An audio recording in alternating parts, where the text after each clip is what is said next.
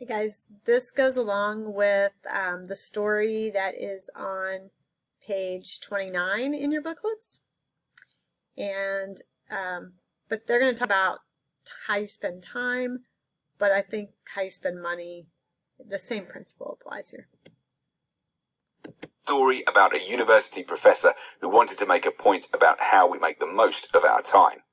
The professor stood before his class with some items in front of him. When the class began, without speaking, he picked up a large empty jar and proceeded to fill it with rocks about 2 inches in diameter. He then asked the students if the jar was full. They agreed that it was full. So the professor then picked up a box of pebbles and poured them into the jar. He shook the jar lightly and watched as the pebbles rolled into the open areas between the rocks. The professor then asked the students again if the jar was full. They chuckled and agreed that it was indeed this time. The professor picked up a box of sand and poured it into the jar. The sand filled the remaining open areas of the jar. Now, said the professor, I want you to recognize that this jar signifies your life. The rocks are the truly important things, such as family, health, and relationships. If all else was lost and only the rocks remained, your life would still be meaningful. The pebbles are the other things that matter in your life, such as work or school. The sand signifies the remaining small stuff and material possessions.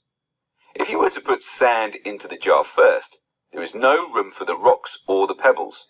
The same can be applied to your lives. If you spend all your time and energy on the small stuff, you will never have room for the things that are truly important.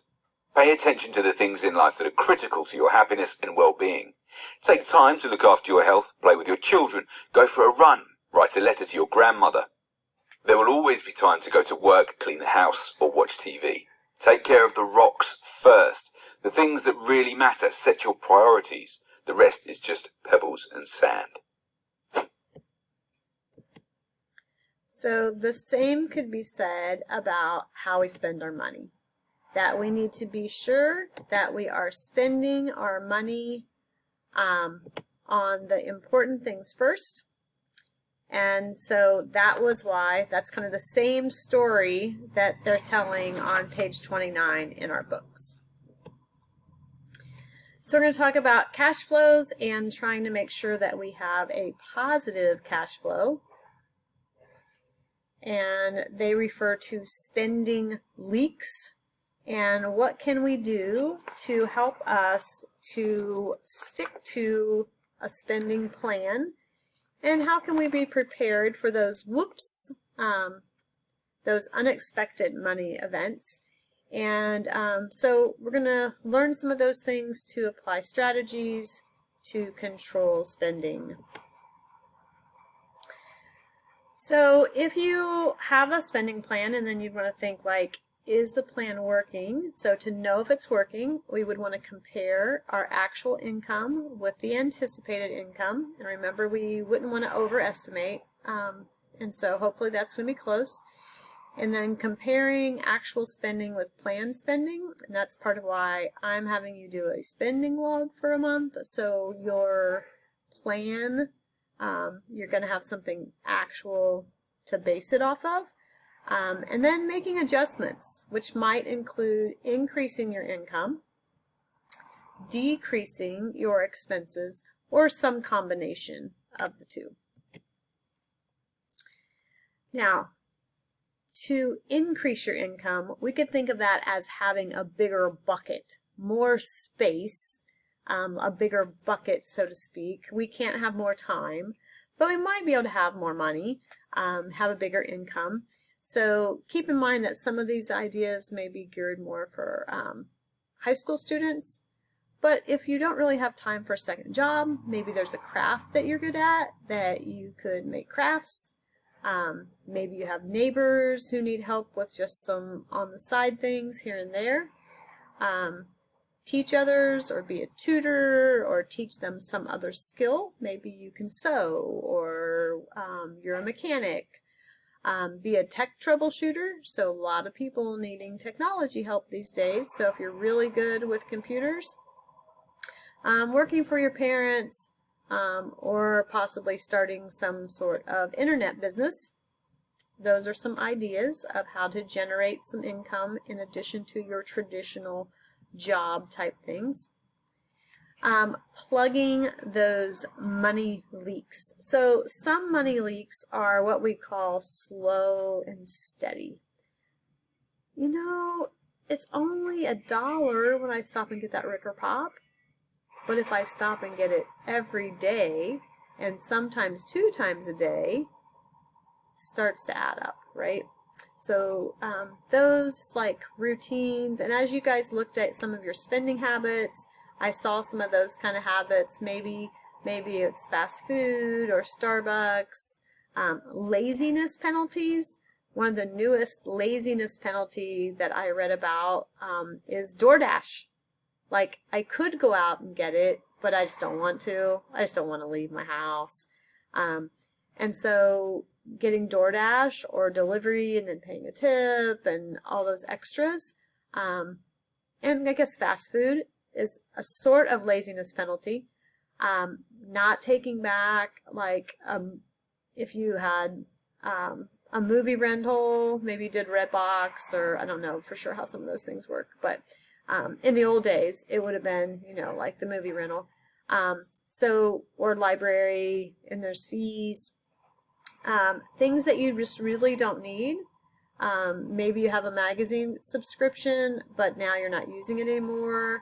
Or you saw this really cool thing where they would send you, you know, an article of clothing once a month, and now you find you're just really not even wearing all those things. Don't even have a chance to open the box, but you just haven't taken the time. Or the membership to the gym that you don't use.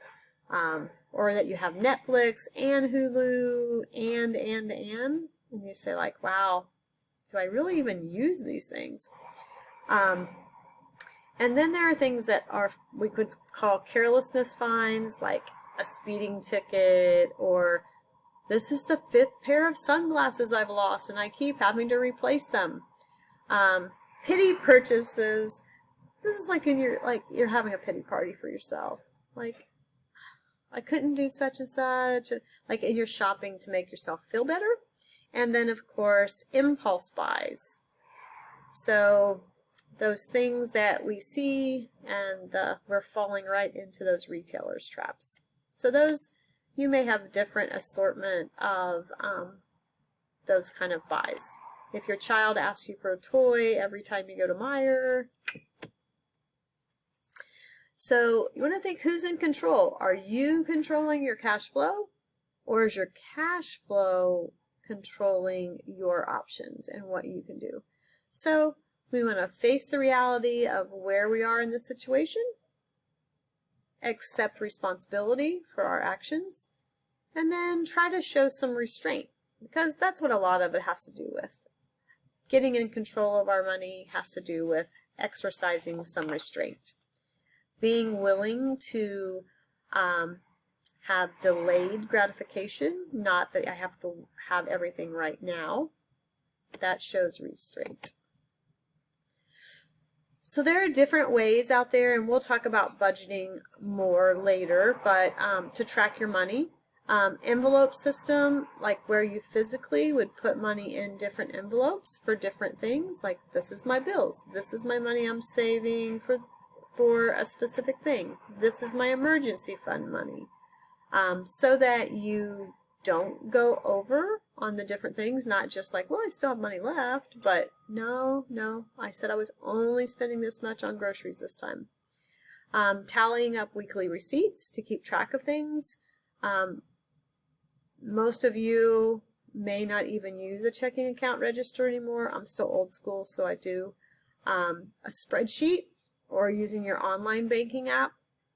And then there are other personal finance softwares and apps, but you'll find you probably have some access through your bank. So before you buy something, you want to think, like, do I really want this? Like, this is something we've gone through these steps before. Do I want it or need it? Why do I want it? When will I use it? Can I find it somewhere else? And what will I have to give up or put off if I buy it? Remember, that's our opportunity cost. So opportunity cost is the next best use of the resource. Like, what do we have to give up or put off if we buy something now? That's the opportunity cost. So be sure that as you're comparison shopping, you watch for different prices. If you are looking online, that you consider things like the shipping and the sales tax. If there are any additional costs you might have, and check out the reviews and things to know, like, what are you getting into. So in class, we're going to take some time, and I would like you to put your example on the Jamboard. So Jamboard will be cleared for tomorrow, and then when you click the Jamboard, I'm going to put Grim Reaper Jamboard, and I would like you to come up with a scenario that's a money sucker, basically. So it could be one of those categories of the slow, steady drip, the laziness, the late fees. There are different things. So they just give us a couple examples here. So instead of the Grim Reaper, these are the Green Reaper, as in reaping your money. So if you have a spending plan and then when life changes, then things would change. So if your job pays more, or if you're scheduled to work fewer hours, so your income's going to go down, if you got laid off or fired. So basically anything that increases your income or decreases your income, or anything especially that increases your expenses, or if you achieve your goals, then you may want to make some changes because you might have money freed up to save for something else. So for instance, Michael here, now it's summer, and he works more hours in the summer, so you'll see his estimated income has really shot up, and he's already bought his new tires. So then we can make adjustments to Michael's income. He does plan to go to college, and he's running out of time to save for that, and he hasn't been saving for it most recently because he was saving for those tires.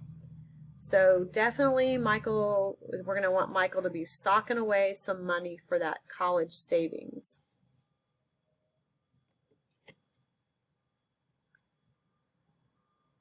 So your assignment for today, besides just posting a sticky note on the Jamboard, your assignment, your actual graded assignment today is going to be to do the assignment about your money management habits, where you are thinking about what do you do well, what can you improve. So let's take a quick look at that. Okay, so this is that money management self-assessment. It says money management skills and action plan, actually, in your Google Classroom classwork. And so you're going to rate yourself. A 5 is always, a 1 is never. Okay, so an always to never, you see that, so you're going to give yourself a rating on each one of these. So each one of these, it's like 20 different things. Then you're going to total your score down here. Yeah, it does not automatically total like Maya's thing did. So you'll type your total over here. So you get to do some math, some addition.